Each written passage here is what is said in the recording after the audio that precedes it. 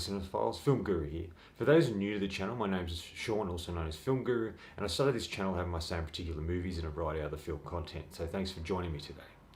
I know it's been a while since I've done a video, but there hasn't been many movies I really wanted to talk to or do videos on, and until now. Today I'm reviewing Top Gun Maverick. This was directed by Joseph Kosinski and stars Tom Cruise, Jennifer Connelly, Miles Teller, John Hamm, Val Kilmer, and a variety of others. We once again meet Pete Maverick Mitchell, played by Tom Cruise. After burning a lot of bridges, he finds himself as a test pilot for the Navy. He's ultimately tasked with training and a detachment of graduates for a special assignment. Maverick must confront his ghosts of his past and his deepest fears, culminating in a mission that demands the ultimate sacrifice from those who choose to fly it.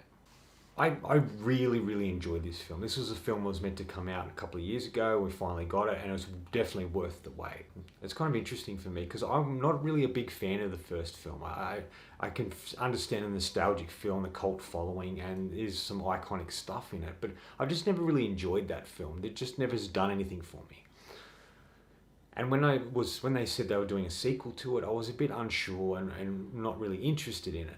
But as they started to make it and started to build, and we started to see images and the trailer and a variety of other promotional things, I started to get really interested and engaged in it. It felt like they took something that was a bit cheesy and a bit cliche in a way and reinvented it and did something really interesting and different with it. And that's exactly what this film is. Joseph Kosinski is a really great director. I've been a big fan of his for a while. He just adds so many interesting elements to his movies. He's really shines more in sci-fi in a lot of ways, especially with Tron Legacy and Oblivion. But he's branched out and started to do more dramatic films in a way, with Only the Brave and this. And it really feels like he's trying to do something a bit different with the action genre. And I think he does a great job here. I think he's crafted a really fascinating, wonderful film that has a lot of depth and a lot of heart. And just the way he uses cameras, the way he captures the footage of the actors in the planes, and being very practical about as much as possible with this film, and really having the actors up in those planes and seeing their reaction to what's going on. I think that's really great. And he's really good at crafting worlds, and I think he does a really great job in that regard. Once again, it's good to see Tom Cruise, and not only in a movie like this, but returning to an iconic character, a character that really put him on the map. And I thought that was a really interesting way to go and an interesting choice by him. And obviously with the passing of Tony Scott, Joseph came on to direct, and it would have been interesting to see what Tony Scott would have done with this, but I really liked the film that we did get. And there's a great tribute to him in this film, which I thought was really great. I think all the acting is really great. Miles Teller's really good in it. He's an actor I've sort of liked, but he hasn't been in a lot of great films, but he really shines here playing Rooster, Goose's son, who Anthony Edwards played in the original film. And I really like what he brings to it. He feels a lot like Goose, but he's also his own man. But he also feels a bit like how Maverick was in the first film, a bit unsure about who he is and a bit unsure about his actual abilities and what he's capable of. And it was good to see him in this sort of film. And I really liked the banter between him and Tom Cruise's character. It just felt very real, and I really enjoyed these moments. Jennifer Connelly is good. She sort of plays a character from Maverick's past who owns a bar. And I'm pretty sure she's the character they were kind of talking about, that Meg Ryan and Tom Cruise's characters were talking about in the first one, the Admiral's daughter, or taking someone up in a plane that he shouldn't have. And that's kind of her sort of character, but there's a really good past there, but it feels like they haven't seen each other in a long time, but there's still a connection there. I really like that, and I like what she offers to the film. She really starts to help Maverick see things in a bit of a different light, in a different way, which I thought was great.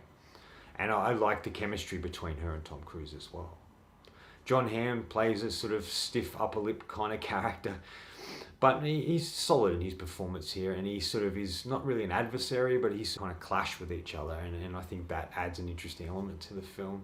There's this really beautiful thing that they do with Val Kilmer's character, Iceman. You actually get to see Val Kilmer, and they do something really beautiful with it in making it sort of real and relevant to Val Kilmer as an actor and as this character, and really embrace what's happened to Val Kilmer in a really wonderful way. And it's a beautiful moment just to see Val Kilmer and Tom Cruise together again on screen is just wonderful, and this is a really beautiful, simple and short scene, but really effective. But obviously the star here is Tom Cruise. One of the last true movie stars, and he's still doing these big blockbuster films that not a lot of people are doing or are able to do.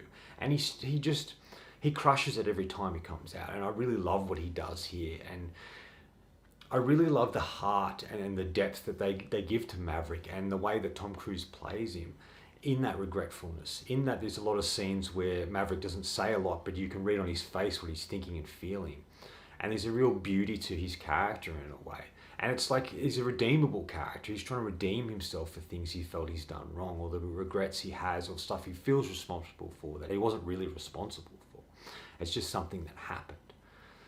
And the way he tries to protect the Rooster character and the conflict that arises from that between the two characters is really great as well.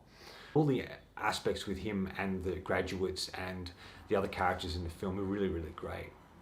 And I really love the fact that Tom Cruise did a lot of his own flying here.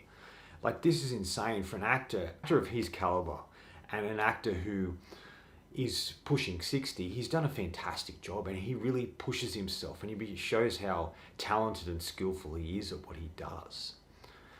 And a lot of people talk about how Tom Cruise is in these big action films and that's all they are. No, he brings a lot of depth and heart to it. He shows his capacity as a really actor with a lot of depth, and he injects that into his movies, especially this character. I just really love what they did with the character, and I think he does a fantastic job. I like how they sort of homage the original film in a lot of ways, and they sort of concluded a lot of storylines from that previous film, which I really loved. I thought that was really smart and clever to do. But by doing what they did here, it just elevated this film so much. I had so much fun with this film, and I really loved it, and it's definitely one of my favourite films this year. I just really was captivated by what they were able to accomplish with this film. The scenes that sort of stand out to me would be all the flying stuff, just seeing the actors in the cockpit of the planes, and to see Tom Cruise doing his own flying, I thought was really great. I liked that the film opens up like the original, and we get the music, and we get on the aircraft carrier, and even the information that we got to read that pops up like in the original was really great. And the music, the classic song that comes on, is brilliantly used as well. It feels like it's really trying to tap into the original and to take us back there before it unfolds this new storyline and this new aspect to the movie that we hadn't seen previous. I was just so surprised how beautiful this film really was after not really liking the original. Much more at stake here than the first film, and I loved that.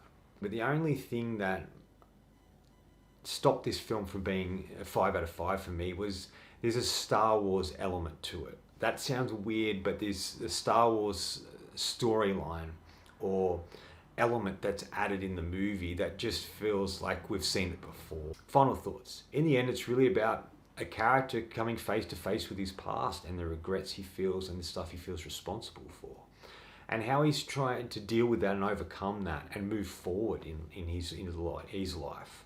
I'm going to give Top Gun Maverick 4.5 out of 5. I enjoyed this film, wonderfully done. Tom Cruise is great, and it's just a beautiful film in so many regards. Anyway, that's all from me today. Thanks for watching. I hope you enjoyed this video, and if you did, please subscribe down the bottom, follow me on Facebook and Letterboxd. Otherwise, until next time, enjoy the movies.